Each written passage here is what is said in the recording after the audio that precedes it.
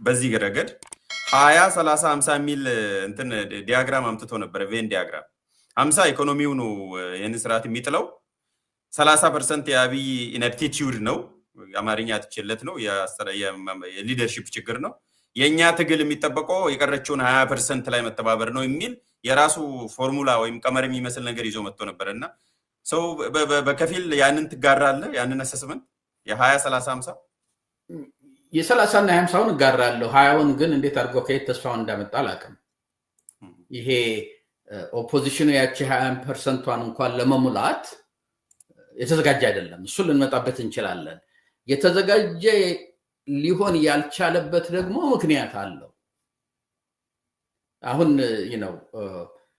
የተለያዩ 4-5 የሚሆኑ ኮአሊሽን ፈጥራለን ትግሩን አስተባብረን አንድ የናሽናል ሙቭመንት አይነት ነገር አድርገን ይሄንን መንግስት እንገረስሳለን ወይንም ደግሞ እናስገድዳለን ወይንም እናስገድዳለን ምናምን የሚሉ አሉ እስካሁን ድረስ እንግዲህ የነ ልደቱ አለ ሌላ 3-4 አሉ የአማራው ኃይል እንዲሁ የአማራ ሊቃነን የሚሉ ዘጭንቦጭ የሚሉ አሉ እዚሁ አካባቢ አሜሪካ ውስጥ ኦሮሞዎች ነው የሚሉት ከቨርጂኒያ አልፈው ዩሮፕ ሄደው ተሰብስበው ነበረ አማራዎቹም እንዲሁ በየጊዜው ይሰበሰባሉ አንድ ደግሞ የኢትዮጵያኒስት የሚል ከደቡብም ከአማራውም ከትግሬም ምናምን ጭምረው ወደ አንድነት እንምጣ ብለው ደግሞ የሚሞክሩ አሉ አትሊስት ቢያንስ 4 አለ የኦሮሞው የአማራው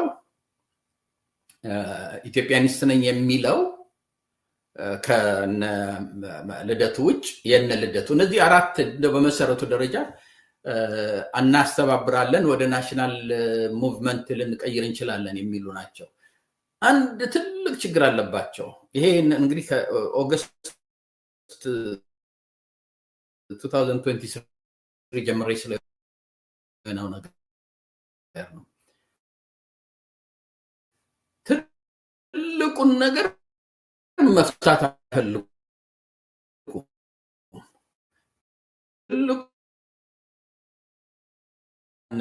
ጀዋርን ብትሰማ እንዲሁም ሌሎችም በብዛት ብትሰማ ይሄ ነገር ኢትዮጵያን ብቻ አይደለም ኦሮሞንም እየጠፋ ነው አንድ ነገር ካላደረግን በስተቀር ይሄሮ ዲኮንስትራክት አድርገን ኦሮሞን በዛ በኢትዮጵያ ዲስትራክሽን ላይ እንገነባለን የሚለው ቅዠት ነው እሱ አይሆንም ኢትዮጵያ ከፈረሰች ኦሮሞ አትፈርሳለች የሚለውን ተቀብለው ለውጥ መምጣት አለበት ብለው ጀንዋይንሊ ለውጥ መምጣት እንደሚያስፈልግ የሚነቃነቁ እነ ጀዋር እነ እስቃኤል ገቢሳ በአንድ በኩል በሌላው በኩል በአማራው አካባቢ የግድ ለውጥ መምጣት አለበት የሚሉ ሌሎችም አሉ በኢትዮጵያኒስትም እንደዚህ አሉ አንዱ ትልቁ ችግራቸው ምንድነው በፍለፊት ይመጡና እንደሱ ይናገራሉ ኋላ ኪሳቸው ግን ከተው ግልጽ ሆነው የማይናገሩት ምንድነው ኦሮሞዎቹ yes በደንብ ለውጥ ያስፈልጋል አብይ መውረድ አለበት ይሄ ነገር ሪፎርም መደረግ አለበት አንድ አይነት የአገራችን አብረን የምናስተዳድርበት ነገር መምጣት አለበት ይሉና ግን እኛንም ስልጣኑን ይዘን ከኛ እጅ መውጣት አለበት የምትለውን ካርድ ኋላ ኪሳቸው ከተው ነው የሚመጡት እዚህ አንድነት እንፍጠር ሲሉ አማራውን ሲመጣ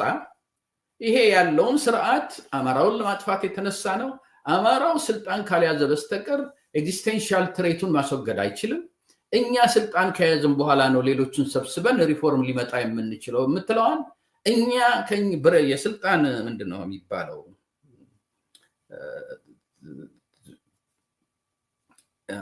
የስልጣን በትሩን እኛ መያዝ አለብን የምትለውን ኋላ ኪሳቸው ውስጥ ከተው ነው አብረን ተሰብስበን ለውጥ እናምጣ የሚሉት ስለዚህ ያንን ነገር በግልጽ አውጥተው አሁን የሚመጣው መንግስት የግድ የኦሮሞ መንግስት መሆን የለበትም የግድ በአማራ የሚመራ መሆን የለበትም በኦሮሞ ሊሆን ይችላል በአማራ ሊሆን ይችላል በሶማሌ ሊሆን ይችላል በደቡብ ህዝብ ሊሆን ይችላል በአፋር ሊሆን ይችላል በጋምቤላ ስለሱ አሁን መነጋገርም ማሰብም የለብንም አሁን እኛ ማድረግ ያለብን ይሄ መንግስት ተወግዶ ወይንም ኢቭን ይሄ መንግስት ባለበት ደረጃ እንዴት ሀገሪቷን ወደ ዴሞክራቲክ ሪፎርም ልንቀይር እንችላለን እንግዲህ እዚህ ጥያቄ ላይ የሚመጣው መንግስትን ማስገደድ ወይንም መንግስትን ማስወገድ የሚለው ላይ ነው።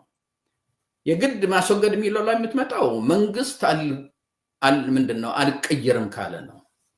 ስለዚህ እኛ አሁን ማድረግ ያለብን የዛን ስትራቴጂ የዛን ሮድማፕ አውጥተን ሁላችንም እንስማማበት ካሁን በኋላ መንግስት ቢፈጠር እንደ ቲፒኤልኤፍ ወይንም እንደ ኦሮሞ ፒፒ የትግራይ ወይንም የኦሮሞ መንግስት የማያደርግም መንግስት እንዴት ነው የምንፈጥረው የሚለውን እንስማማበት፣ ፓወር ኮንቴንሽኑን ከኋላ ኪሳችን አውጥተን ቀዳድተን እንጣል ብለው እዛ ላይ በሚኒመም አጀንዳ እስካልተስማሙ ድረስ እንዲሁ እንዳሉ አንዴ የቨርጂኒያ ቃል ኪዳን፣ አንዴ የዋሽንግተን ቃል ኪዳን፣ አንዴ የፓሪስ ቃል ኪዳን፣ አንዴ የኩሉ ኮንታ ቃል ኪዳን፣ አንዴ የቆባስተል ቃል ኪዳን እያሉ በአገር ውስጥ ባሉ ወንዞች ቦታ ላይ ሁሉ እየሄዱ እየተማማሉ አንዳንዶቹ ደግሞ ኮሚካልም ናቸው። ጳጳሶች ሁሉ ይጠራሉ ጳጳስ ፊት ተማምለው እንትን ለመፍት እንዲህ አይነት የ18ኛው የ17ኛው የ19ኛው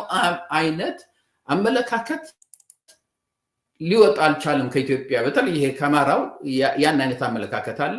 ከኦሮሞ ስትመለከት ደግሞ እቺ ዘረኝነት አለች። እንደው ራሳቸውን ነፃ ሊያረጉበት የማይችሉ ለ50 ዓመት ለራሳቸው ሲዋሹ የነበረው የዘር ናሬቲቭ ወይንም ትርክት አለ። ከሱ ራሳቸውን ነፃ ማውጣት ስላልቻሉ ኢትዮጵያ አሁን ያለችው ምን ላይ መሰለች? በተለይ ማነው ትግራይ ራሱን በሚገርም ሁኔታ ራሱን አፈንድቷል። ማንም አልነካውም። ራሱን በራሱ ነው ያፈነዳው። ለምን የፈነዳው? እዚህ ላይም ባይዘው አንድ ፕሬዲክሽን አስቀምጠ ነበር ድምጽ የሚሰማ ከሆነ የዛሬ 3 ዓመት ትግራይን ህዋትን የሚገለው ሰላም ነው ብለ ነበርና ምናልባት እሱ ይሆን is that prophecy come to fruition? ዴፊኒትሊ በጦርነት አታጠፋውም። ሰላም ሲመጣ ግን ራሱን በራሱ ያጠፋዋል። አሁን ተመልከት እኮ for all practical purposes ቲፒኤልኤፍ የሚባለው ነገር ከናሽናል ፖለቲካ ውጭ ወጥቷል። ሪጂናል ፖለቲካ ውስጥ እንኳን ራሱን በራሱ መግዛት ማስተዳደር አልቻለም። እነዚህን ነገሮች ግን ለማድረግ አሁንም የተመለከተው ምንድነው የትግራይን ፖለቲካ ወልቃይት ላይ ተተክሏል። የትግራይን ፖለቲካ ከዛ ሁሉ ጥፋት ትምህርት አላገኘም። በሁለተኛ የዓለም ጦርነት ጊዜ ጀርመንና ጃፓን ያን ያህል ደቀው ያን ያህል ተሸንፈው ራሳቸውን እንደገና ማነሳሳት የቻሉት ራሳቸውን መውቀስ በመቻላቸው የራሳቸው ጥፋት ራሳቸውን በማዋረዳቸው ሂሚሊዬሽናቸውን ተቀብለው አዲስ ምዕራፍ መክፈት አለብን፣ ፍሬም ኦፍ ማይንዳችን መቀየር አለበት ብለው አዲስ ምዕራፍ ስለከፈቱ አዲስ አመለካከት ይዘው ስለመጡ ተመልከተውን የት እንዳሉ ጃፓንና ጀርመኒ። ከዛ ሁሉ ዲስትራክሽን በኋላ ትግራይ ከዛ ሁሉ ዲስትራክሽን በኋላ አሁንም ልክ ከጦርነቱ በፊት ያለው አይነት ሜንታሊቲ ከስታታቸው የማይማሩ ስለሆኑ እነሱ ራሳቸውን አጥፍተዋል። አሁን ያለው በአማራውና በኦሮሞ መካከል ነው። አገሪቷ ልትድን የምትችለው እነዚህ ሁለት ኃይሎች የትግራይን ሩል አውት ማድረግ እንችላለን። በዚሁ ጨርሰን እንድንሄድ ሩል አውት ማድረግ እንችላለን። የነሱን የፓወር ባላንሲንግ ነው። የነሱ ፓወር ባላንስ ከምንድነው መሰለህ መምጣት ያለበት? እስካሁን ድረስ የወሰድናቸው የፖለቲካ አቋሞች እናንተንም አጥፍቷል፣ እኛንም አጥፍቷል። ሁለቱም ኢንፋክት ከአማራው ይልቅ እኮ በዚህ በዘር ፖለቲካ እየተጎዳ ያለ እየታመሰ ያለው ኦሮሞ ነው።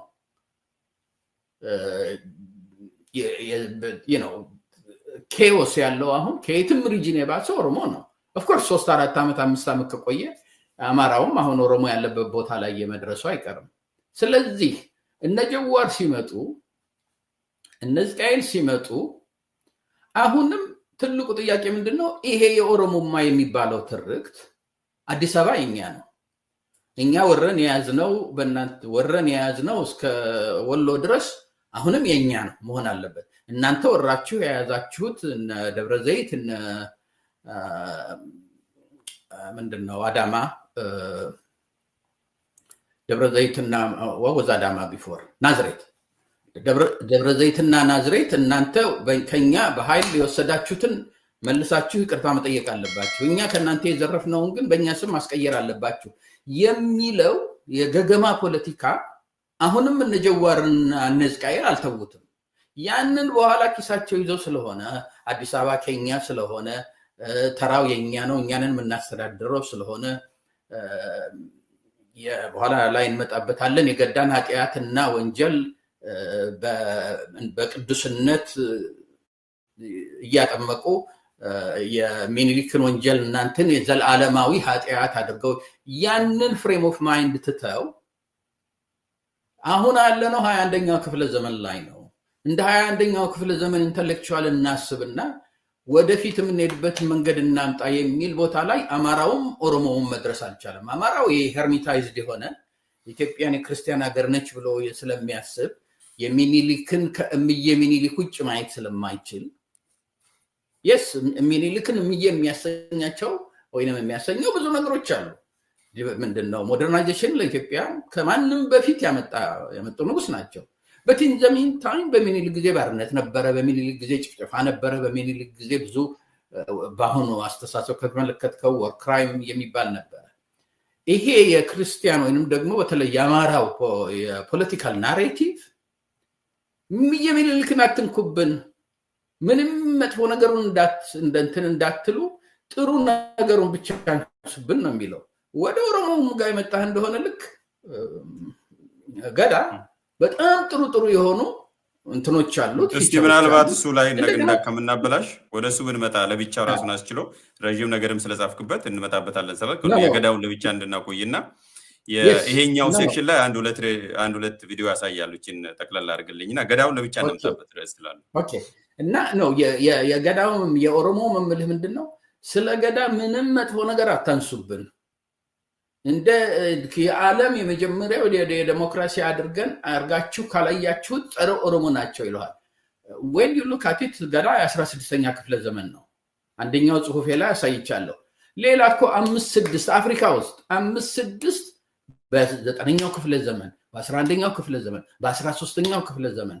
300-400 ዓመት በፊት ከገዳ በፊት አፍሪካ ውስጥ ገዳን የሚመስል ስርዓቶች ነበሩ ዓለሙም ውስጥ ብዙ ቦታዎች ነበሩ ስለዚህ እኛ የዲሞክራሲ አባቶች ነን ምናምን የሚለውን ትርክት ወስደው ከዛ ውጪ መውጣት ስላልቻሉ የገዳ መጥፎ ነገር አታውሩብን ስለሆነ አማራውንና ኦሮሞውን ወደ አንድ ልታመጣው አትችልም አንተን የቼንጅ ኢን ፍሬም ኦፍ ማይንድ ያስፈልጋል ያ እስካልመጣ ድረስ ያው ከግራና ከቀኝ የሚሯሯጡት ይሄ ምንድነው አንድነት እንፈጥራለን ብለው ዘጭንቦጭ የሚያደርጉት ከነ ልደቱ ጀምረህ ይሄ ቀድሜ የጠራሁት እንደው ልፉ ብሏቸው ነው ያንን ሳትፈታ ያንን አድሬስ ሳታደርግ በጭንቅላትህ ቆመህ በእግርህ ደረትህን ስትመታ ብትውል it will not happen it has not happened ባለፈው 3 ዓመት ለሚቀጥለው 3 ዓመትም አይሆንም ስለዚህ እሺ አንዱ ለቪዲዮዎች ላሳያው ቅድም ባነሳው አንደኛው ከሄርሚታይዝድ ወይም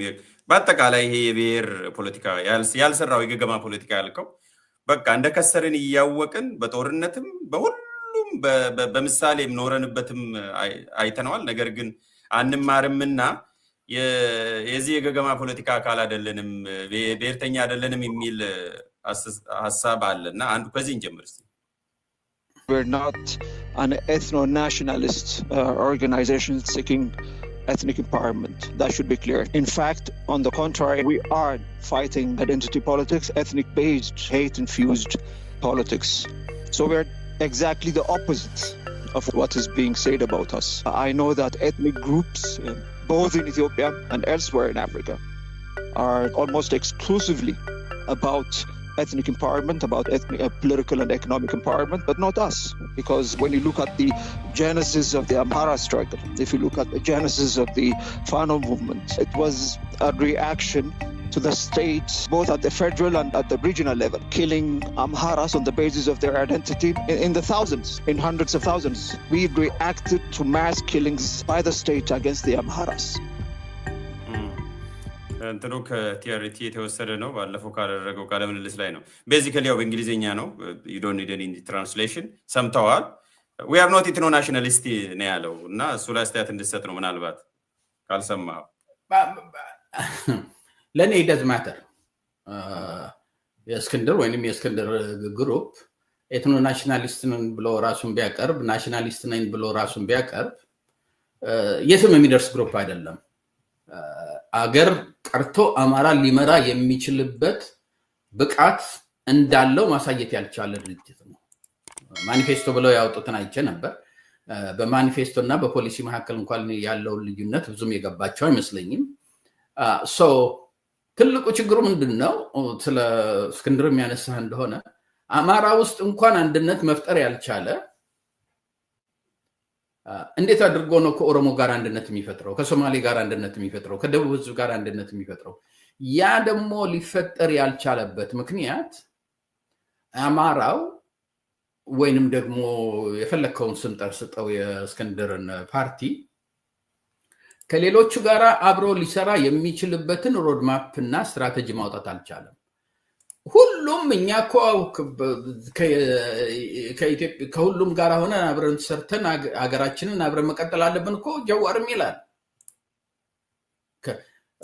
እስክንድር በእንግሊዝኛ የተናገረውን እኮ ጀዋር በአማርኛ ቁልጭ አድርጎ በኦሮምኛ ቁልጭ አድርጎ ሲናገረው ነው። ይሄን ሰሞን 1 ዓመት 2 ዓመት ተስተባብረን አንድ ላይ ሆነን ይሄንን እርስ በርስ መጋፋታችንን ትተን አገር የዘር ፖለቲካ ሊያጠፋው ስለሆነ ጀዋር እንዲሁም የዛሬ 1 ዓመት ተኩል 2 ዓመት ሜቢ 3 ዓመት የዘር ፖለቲካ ሞቢላይዝ ለማድረግ ዲሰንት ሞቢላይዝ ለማድረግ ህዝቡን አነሳስቶ ንቅናቄ ለመፍጠር ነው እንጂ አገር ለማስተዳደር የሚሆን አይደለም።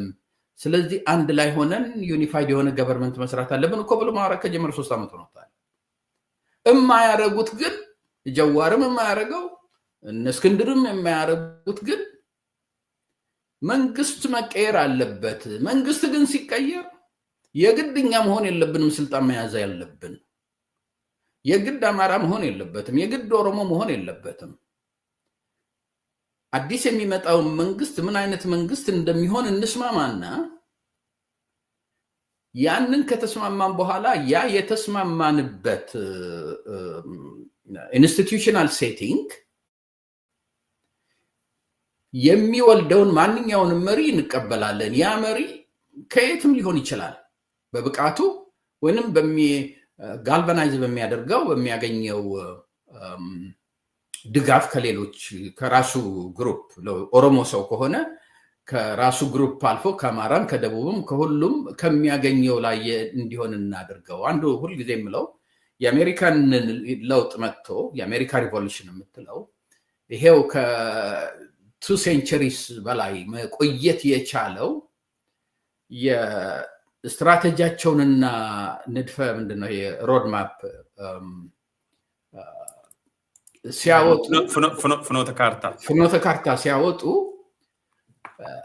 ያወጡት 13 ስቴት ውስጥ የነበሩ ሰዎች ናቸው። አንዳንዶቹ ትልልቅ ስቴት፣ አንዳንዶቹ ትንንሽ ስቴት። ማነው የሚያስተዳድረው የሚለው ለጥያቄም አልቀረበም ነበር። በማን እጅ ስር መሆን አለበት የሚለው የነሱ ፉል ኢንትረስት ምንድነው? ሲስተሙን ጠንካራ አድርገን እንፍጠረው። ያን ሲስተሙን ጠንካራ አድርገን ከፈጠርነው በኋላ ትንንሾቹንም ፕሮቴክት የሚያደርግ ትልልቆቹንም በጉልበት እንዳይጫኑ አምባገነን ከውስጥ እንዳይወጣ የሚያደርግ አይነት ሲስተም እንፍጠርና ከዛ በኋላ ወደ ምርጫ እንሄዳለን። የዛን ጊዜ እኛው በተስማማንበት ኢንስቲትዩሽናል ሴቲንግ በዛ ውስጥ የሚወጣውን መሪ ማንም ይሁን ማን ሁላችንም እንቀበላለን። እሱም ግን ስልጣን ከያዘ በኋላ እነ ቲፒኤልኤፍ እንዳደረጉትና እነ አብይ እንዳደረጉት ወደ አምባገነንነት ወይም ወደ ዘሩ እንዳይወስደው ይሄን ገደብ እናደርጋለን የሚል እስካልመጣ ድረስ ለዛ ነው ይሄ የአንድነት ትብብር የምናምን ትብብር እያሉ ሲሰበሰቡ የሚውሉት። ያንን መፍጠር እስካልቻላችሁ ድረስ ሌላውን ነገር ሁሉ አቁሙትና ያንን ተነጋገሩበት። ያንን መፍጠር ከቻላችሁ አገር መቀየር ትችላላችሁ። ያንን መፍጠር ማትችሉ ከሆናችሁ ደግሞ በየቀኑ እየተሰበሰባችሁ በየሳምንቱ እየተሰበሰባችሁ አትጃጃሉ ነው የኔ አመለካከት። ከዚህ ጋር ተያይዞ ይሄን እዚሁ ላይ ሪፍሌክት አድርጓል አቶ ልደቱ። ሁለተኛው ቪዲዮ ያልኩ ይሄ ነው እና ይሄ መንግስት በጣም ደካማ ነው፣ ነገር ግን የኛ የቤት ስራ ነው የሚያስፈልገው። እንዘን የቤት ስራ ብንሰራ እንኳን 45 ቀን አይደለም 2 ሳምንት አይፈጅም የሚል አስተያየት ሰጥቷል። ኤኒዌይስ ሁኔታዎች በተሟሉበት ሁኔታ ነው 45 ቀን። ወደ መጀመሪያው ጥያቄ ነው እንደገና የመለስከኝ ሞገስ። እነዛ 11 ጥያቄዎች ካልተሟሉ ከአንድ ዓመትም በላይ ሊወስድ ይችላል፣ ወይም ደግሞ ካልከው ከ7 ከ8 ዓመትም በላይ ሊወስድ ይችላል። ጭራሽም ላይሳካ ይችላል። ኢቨን ተሟልተውም ያልኩት ለዛ እኮ ነው። ግን ተሟልተውም ቢሆን 45 ቀን ካላጠረም ወይ ነው ልንገርህ፣ ከተሟሉ ሶስተኛውን ሳምንት የሚያልፍ አይመስለኝም አሁን ያለው መንግስት። በነገር ላይ ስለ መንግስት ስታወራ በ27 ዓመት የነበረው መንግስትና አሁን ያለው መንግስት ለኔ አንድ አይነት አይደለም፣ የተለያየ ነው። ምን ነው የሚለያቸው? ያሁኑ የበለጠ ደካማ መንግስት ነው። ያፈና ባህሪውንም ካየን፣ አምባገነንነቱንም ካየን፣ የሴኩሪቲ አፓራቱስንም ካየን እጅግ በብዙ ርቀት ደካማ አሁን ያለው። በህብረተሰብ ውስጥ ያለውን ብሶት ካየን፣ ሮሮ ካየን የያነውና ያሁኑን ማነጻጸር አንችልም። ያሁኑ የበለጠ ያኔ የተወሰነ የህብረተሰብ ክፍል ሊሆን ይችላል ብሶት አለብኝ የሚለው፣ አሁን ሁሉም ህብረተሰብ በዕለት ተዕለት ኑሮ ጭምር የብሶቱ አካል የሆነበት ሁኔታ ነው ያለው። የቴክኖሎጂውን መስፋፋት ካየን ያኔ የነበረው ሞባይል ፎን ቁጥር ወይም ደግሞ የሶሻል ሚዲያ መስፋፋት ከአሁኑ ጋር የሚነጻጸር አይደለም። በጣም አስቸጋሪ ሁኔታ በብዙ መልኩ ካየነው ያኔና አሁን ያለው መንግስትም አንድ አይደለም። ለማሳያ እንዲሆን ነው ይሄንን አስተያየት ሰጥቷል። ምንም የኛ ድክመት ነው እንጂ ይሄ መንግስት በጣም አንደኛ ደካማ ነው፣ በሌላ መልኩ ደግሞ ከተቀናጀን በህዝባዊ ቢተኝነት በሁለት ሳምንትም ልንገረስሰው እንችላለን፣ መንግስት ልንቀይር እንችላለን የሚል ነው። ዞሮ ዞሮ ከ11 ነጥቦች ውስጥ አንዱ አንተ ቅድም ያልከው ነው። የተቃውሞ ጎራ በአንድ ሐሳብ፣ በአንድ አደረጃጀት፣ በአንድ ዓላማ መሰለፍን እንደ አንድ ቅድመ ሁኔታ ነው የሚያስቀምጠውና እዚህ ላይ ሪፍሌክት የምታደርገው ነው ካለ አስተያየትና ወደ ሁለተኛው ርዕሰ ጉዳይ ነው። አይ ቲንክ ባይ ኤንድ ላርጅ ከብዙ ከትንሹ ከሞላ ጎደል ማን ነው ልደቱ ያለውን እጋራለሁኝ። ፐርሃፕስ 2 ሳምንት የሚለውን ሊትራሊ ሳይሆን ፊገሬቲቭሊ ነው የምወስደው። ልክ በ2 ሳምንት ይሄዳል በሚለው መንፈሱ ሳይሆን ብዙ ሊቆይ አይችልም የሚለውን እቀበላለሁኝ። ያ 2 ሳምንት ይሁን 2 ወር ይሁን 6 ወር ይሁን 1 ዓመት አትሊስት ኢኔቪታብል ነው። ያ ይሆናል የጊዜውን እንትን እንኳን ባንለው። ያ ካልሆነ ደግሞ እንዳለው ይሄ መንግስት እንዳለ እየተንገዛከተ 7 ዓመትም ሊቆይ ይችላል። አለበለዛ ኮላፕስ ካደረገ ዴንጀሩ ደግሞ እዛ ላይ ነው። ይሄ መንግስት የመቆየቱ ላይ አይደለም ትልቁ ዴንጀር ያለው። ዴንጀሩ ያለው ይሄ መንግስት በኢኮኖሚውም በለው በራሱም በለው ኮላፕስ ካደረገ ስልጣን ሊወስድ የሚችል ብቃት ያለው የተደራጀ ኃይል ስለሌለ በኃይልም በመንፈስም በአስተሳሰብም በአመለካከትም እንደው ሊስማማ የሚችል ተነጋግሮ እንኳን እስቲ ይሄንን በኋላ ላይ እንፈታዋለን ብሎ ሊል የሚችል ኃይል ስለሌለ አደጋው እዛ ላይ ነው ያለው። ሲቪል ዋር ሊመጣ የሚችልበት አገሪቷ ልትፈረካከስ የምትችልበት እንትን አለ። ሰው ምንድነው ኢትዮጵያ ብትፈረካከስ ኦሮሞ አሁን አለኝ የሚለውን ሪጅን ይዞ ቁጭ ማለት አይችልም። ኦሮሞ ራሱ በጣም ብዙ ችግር ያለበት እንትን ነው። አማራ ውስጥም አይተሃል። በጎንደርና በጎጃም መካከል ያለው የፖለቲካል ኮንቴንሽን እኮ ከጎጃምና በወለጋ መካከል ካለው ብዙ አይለያይም። እና ወደ ሲቪል ዋር ሊወስደን የሚችላል። ሶ ባጭሩ ልደቱ ያለው አይ ቲንክ ትክክል ነው። ግን የኢትዮጵያ ኢንተሌክቹዋሎች በተለይ አማራውና የኦሮሞ ላይ ነው የማወራው፣ ምክንያቱም እነሱ ናቸው አሁን ሬሌቫንት ኃይሎች። ሁለቱ ትልቅ ኃይሎች እነሱ ናቸው፣ ያው በዘር ስለተደራጀን ማለት ነው። አንደኛ ኢንተሌክቹዋሉ ደካማ ኢንተሌክቹዋል ነው፣ የኢንተሌክቹዋል ካልቸር የለውም። ሁለተኛ ሞራሊ በጣም የዘቀጠ ነው ሁለቱም። ምክንያቱም ምንድነው ሞራል የኢንተሌክቹዋል የዚህ ለ21ኛ ዘመን የሚያበቃው አይነት የኢንተሌክቹዋል ብቃት የለውም ስልህ አማራውም ይሄ ሄርሚታይዝድ የሆነ ካልቸሩ ራሱን ነፃ አውጥቶ እንደ 21ኛው ክፍለ ዘመን ማሰብ አልቻለም። በኦሮሞም የተመለከተው እንደሆነ 16ኛው ክፍለ ዘመን ገዳ ላይ ተቸክሎ ለ21ኛው ክፍለ ዘመን የሚመጥን ፖለቲካ በራሱ ውስጥ እንኳን ማውጣት አልቻለም። ስለዚህ እነዚህን ነገሮች ማስተካከል እስካልቻልን ድረስ I don't see a way out. እግረ መንገዱንም ታራቀደም ዲያግኖስ ያረከው ላይ ብዙ ሰዎች የሚሉትን ነው ጄኒዩሊ ማለት ነው ሌላው ቀርቶ ከፕሮፓጋንዳ ውጪ ልክ አሁን አንተሰስ እንዳደረከው ኦብጀክቲቭ አሰስመንት አድርገው አንደኛ ለውጥ የምንፈልገው እኮ ለውጥ ሚንስ የተሻለ ለውጥ ነው not every change መጥፎ ቼንጅም ለውጥም ሊኖር ስለሚችላል ሁለተኛ አሁን ያለው ይሻለናል አሁን ካለው የባሰ የሚመጣ ከሆነ ተስፋ የሚሰጥ ፕሮሚሲንግ የሆነ ነገር ከሌለ አሁን ያለው ለምንድነው የምናባረረው የሚል አስተሳሰብ ሰፍኗል በደንብ ሰፍኖ ነው ያለውና እሱ ሜሪት የለውም የክርክር በደንብ እንደኔም ራሴም አንዳንድ ጽሁፎች ላይ ብያለሁኝ ቲፒ አሁን ፋኖ ኃይል አግኝቶ አዲስ አበባ ቢገባ አሁን ካለው መንግስት ያላነሰ ጥፋት እንደሚመጣ ነው የሚሰማኝ ምክንያቱም ፍሬም ኦፍ ማይንዱ አሁንም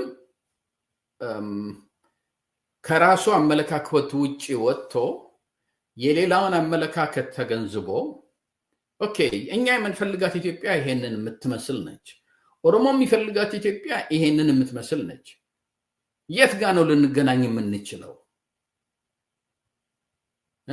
የደቡብ ህዝብ የሚፈልጋት ኢትዮጵያ ምን ትመስላለች የሶማሌ ህዝብ የሚፈልጋት ኢትዮጵያ ምን ትመስላለች አብረን ነው ልንገነባት የምንችለው ግን ያ ሊመጣ የሚችለው ምንድነው ፎርዋርድ ሉኪንግ ወደፊት የሚያስብ ፖለቲካ ሲሆን ነው አሁን ችግሩ ምንድነው የኦሮሞም የግሪቫንስ ፖለቲክስ ነው ሁሉ ጊዜ ይሄው እንግዲህ የአማራ እንትን ከፖለቲካ ከወጣ አትሊስት ሊቨርስ ኦፍ ፓወር የምትለውን ካጣ 50 ዓመት አልፎታል የኦሮሞ ፖለቲካ ስትሰማ አሁንም አማራ ስልጣን ላይ ያለ ነው የሚመስልህ ያ የሆነበት ምክንያት ምንድነው ግሪቫንስ ፖለቲክስ ሁሉ ጊዜ ጠላት ይፈልጋል ጠላቱ ከሞተ በኋላ ከፖለቲካ በኋላ ከወጣ በኋላ ዲኮምፖዝ ካደረገም በኋላ ስቲል የሚሉት ስለማራ ነው